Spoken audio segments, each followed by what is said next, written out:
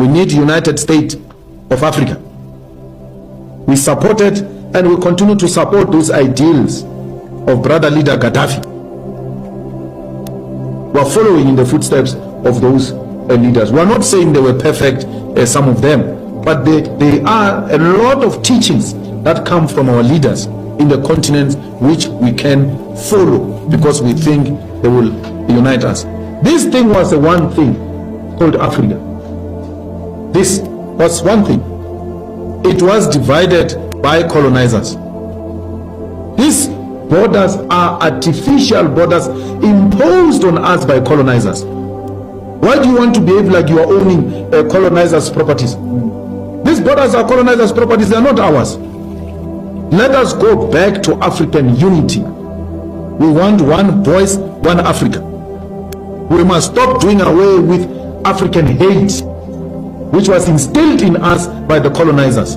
When you say, hey, there are too many Zimbabweans here, there are too many Nigerians here, hey, you are doing the work of the devil, which is to divide Africans. Be angry with Nigerians and South Africans for doing crimes, the same, Zimbabweans, the same way you are with South Africans who commit crimes. They must be treated the same. It must not be because it's a Nigerian, it's a more crime.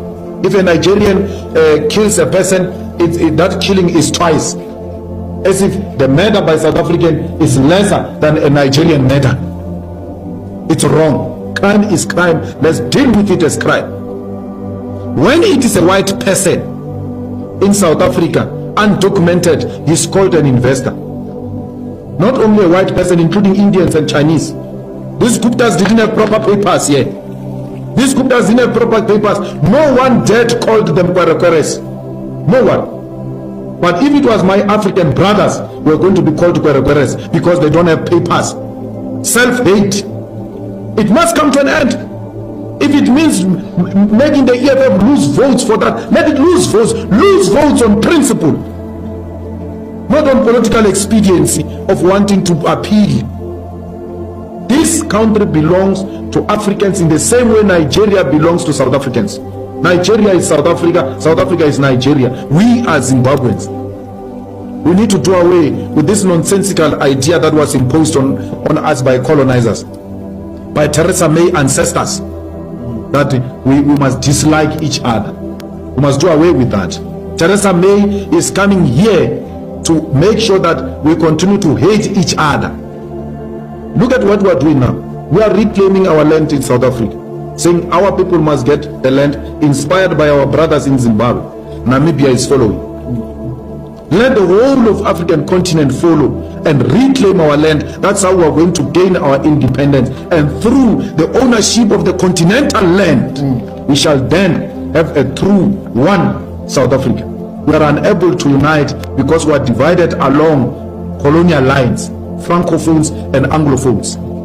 We need to do away with that. We need to love our African brothers in America when they are being slaughtered, in London when they are being slaughtered.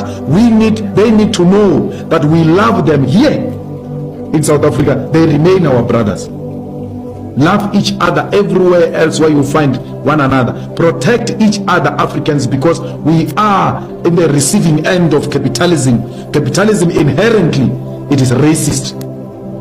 That's why it's targeting blacks everywhere else where blacks are found. So decolonizing Africa starts with simple things. Starts with doing away with apartheid colonial symbols and colonial way of doing things. It must, we must, and even if it's not our generation, generations to come, we must have a language that unites Africans, like Swahili. If Swahili can be developed and it become a continental language, and then we do away with speaking to each other in English, because that's what colonizers did. Divided us, made sure that we don't have a common language to communicate amongst ourselves, and then we use their language to communicate so that they can hear everything we say. So we need to do away with that if we want Africa, which will be an equal competitor with the West and America.